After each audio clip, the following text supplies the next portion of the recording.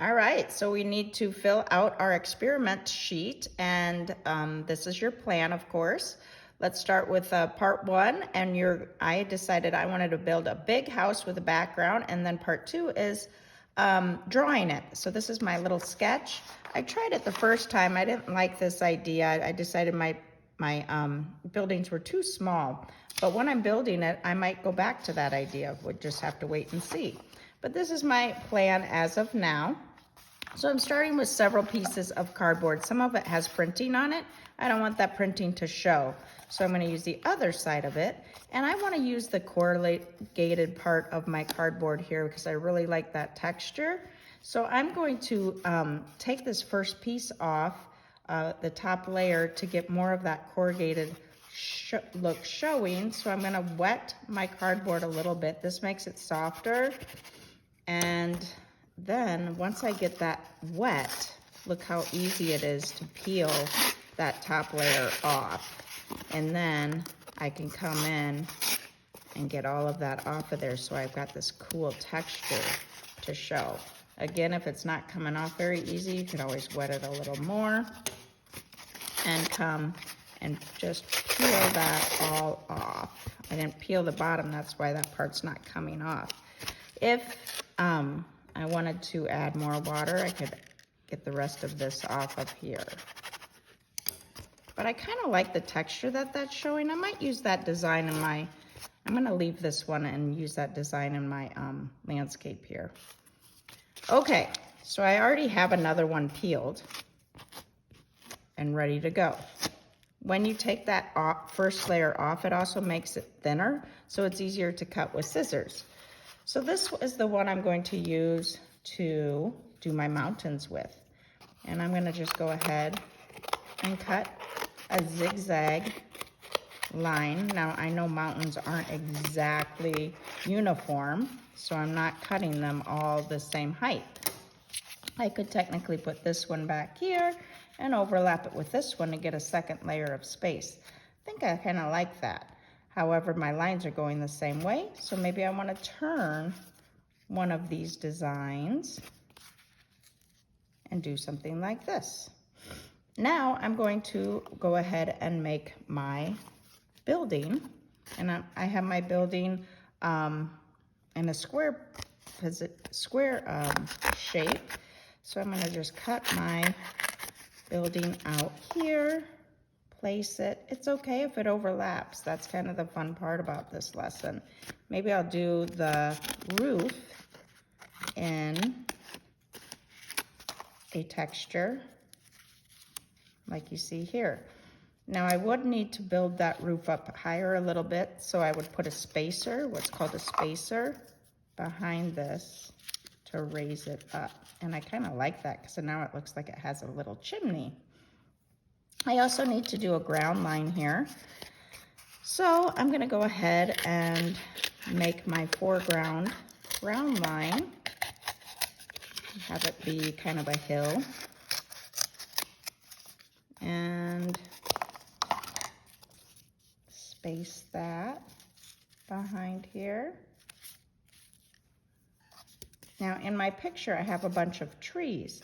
If I want to put trees in here, I'll show you how to do that next. I'm going to use this piece, might as well. So this will be my tree bottoms. And the top of my tree, I'm going to lay this all out. It does move because nothing's glued yet. The top of my trees are going to be triangular shape.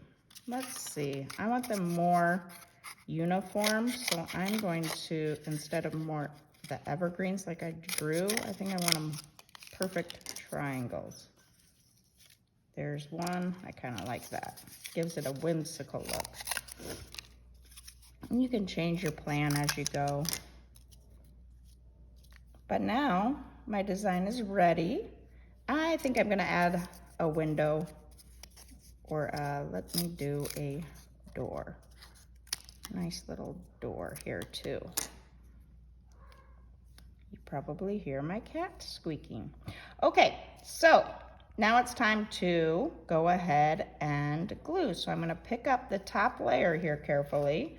Start with the bottom layer always when you're gluing, and you put lots of glue down around the outside edge. Now while you're gluing, you might choose to eliminate some things or move some things around. Is that okay? Absolutely. And I'm going to move it down even farther here with my next piece. Put that glue on there, get quite a bit on there, and hold that down for a few seconds. And now I think I'm going to go ahead and layer my bottom piece here. Hold that down some. Things might start to pop up, but just hold it down. Sometimes I like to use the trick of paper or clothespins, whoops, to help hold things down. So I'm gonna have some clothespins out for you if you need those to hold things down while you're working. Now I've decided I'm gonna turn my house this way. Is that okay? Sure, we can change things up. Make sure I get the glue on the right side since there's black on the other side. And then I'm gonna make my roof go this way. I'm gonna get a different roof. I don't like that one. I'll make it later. These were my trees.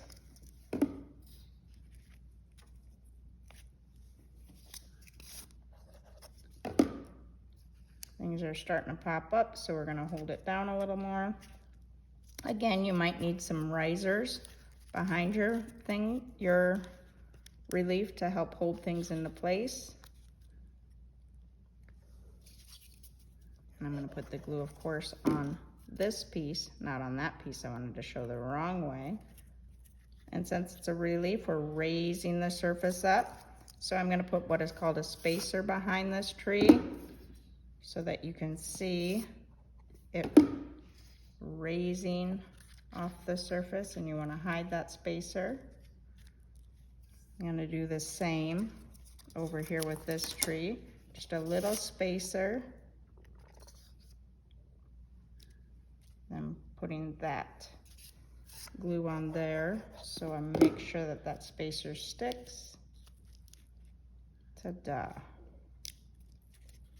Everything will be held into place. Once I get a spacer under here, you can kind of see where things start to raise. If you need a spacer, you can always do that. Put a little spacer underneath a hidden gem. All right, looks like I need to add my roof now. So I'm gonna do a different texture. I liked this one here. And I'm gonna put it behind the tree. I like that. I like the angles of the texture going a different way than the mountains in the background. Ta-da. And let this dry. I think I need a little bit of a door here too. Once it's dry, it will be secure. I could add a little piece of a moon if I wanted to, or a sun in the background. But there you have it. A nice little relief sculpture once it's dry.